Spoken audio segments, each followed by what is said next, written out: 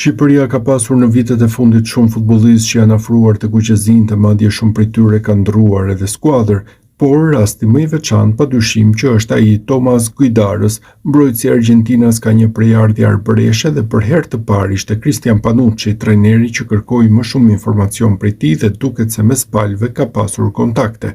Në një intervistë ekskluzive për Panorama Sport, Guidara ka folur në lidhje me këtë çështje, duke treguar gatishmëri për të veshur fanellën e kuqezi. Tomas, emri yt është bërë i njohur në Shqipëri pasi për një periudhë u përmende si një opsion i mundshëm për kombëtaren shqiptare, si e përjetove një interesim të tillë. Të them të drejtën, më tërhoqi shumë vëmendje dhe u entuziasmova kur mora vesh që një kombëtare tregoi interes për mua. Është gjithmonë diçka shumë e bukur dhe motivuese kur shikon që puna jote dhe përkushtimi vlerësohen në një nivel të tillë dhe kjo të bën të ndihesh i njohur dhe pjesë e diçkaje më të mëdha se vetja. Është folur shpesh për origjinën tënde arbëreshe, çfarë mund të ta tregosh për përjardhjen e familjes dhe lidhjen që ndjen me identitetin shqiptar. Sinqerisht, di shumë pak për prejardhjen time shqiptare. Është diçka që gjithmonë më ka ngjallur shumë kurreshtje dhe dëshirë për të mësuar më shumë, por për momentin nuk kam kontakte direkte me persona nga Shqipëria apo komunitetin arbëresh, gjë që do të më pëlqente ta ndryshoja në të ardhmen. Çfarë nje personalisht për Shqipërinë? A e ke vizituar ndonjëherë vendin? Nuk e kam vizituar ende Shqipërinë, por gjithmonë kam pasur dëshirë ta bëj. Kur shoh foto, pamje dhe reportazhe nga vendi, më duket një vend shumë i bukur dhe i pasur me natyrë, kulturë dhe histori të veçantë. Do të ishte një eksperiencë fantastike ta njihja nga afër. Në periudhën kur u fol shumë për ty, u përmendën dhe skenarë të tjerë, përfshirë një interes të mundshëm nga Argjentina, si e përjetove gjitha të vëmendje mediatike. E mora gjithçka me shumë qetësi, u përqendrova te puna ime e përditshme dhe të dhënja maksimumit për klubin ku luaja. Gjithmonë kam menduar se nëse diçka duhet të ndodhë, do të ndodhë në momentin e duhur. Nuk ka kuptim të shqetësohesh për gjëra që nuk varen nga ti dhe për mua ishte më e rëndësishme të tregoja për kushtim në fushë. A ka pasur ndonjëherë komunikim konkret me FSHF-n?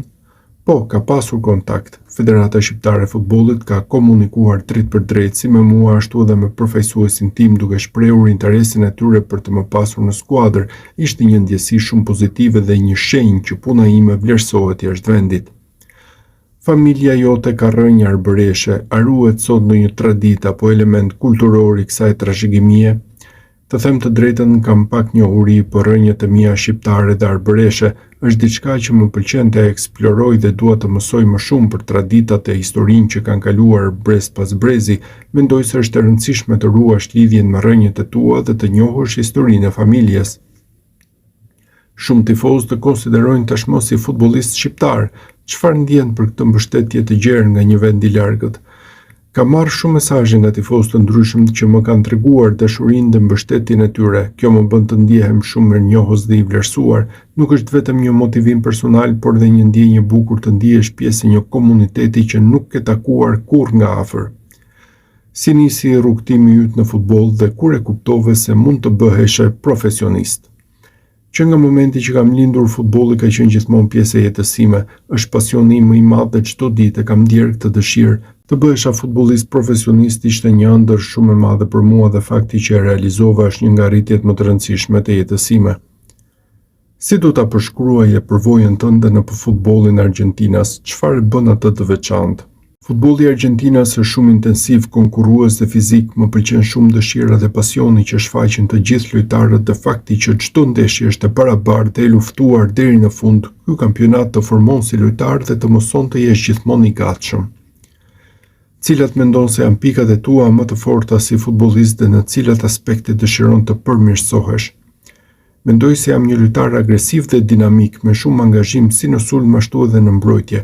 Gjithmonë ka gjëra për të përmirësuar dhe një nga aspektet ku mund të rritem më shumë është finalizimi i aksioneve, ku dua të jem më efikas dhe të shfrytëzoj më shumë rastet që krijoj.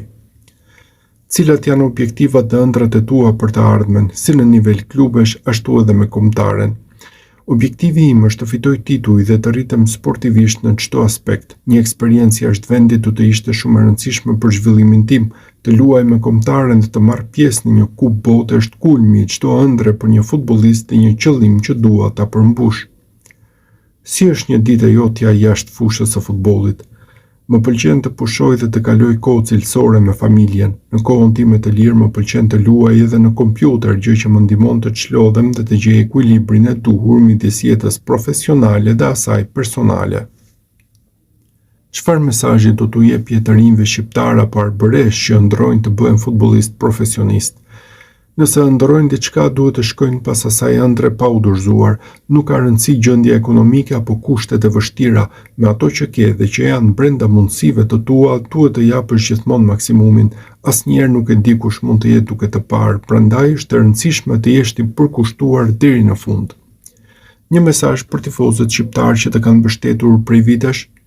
Nga këtu dua t'u dërgoj urimet e mia më të mira për këtë vit dhe t'i falenderoj nga zemra për të gjithë dashurinë dhe mbështetjen që më kanë dhënë gjatë gjithë këtyre viteve. Është një motivam i madh për mua dhe një përqafim i madh shkon për të gjithë.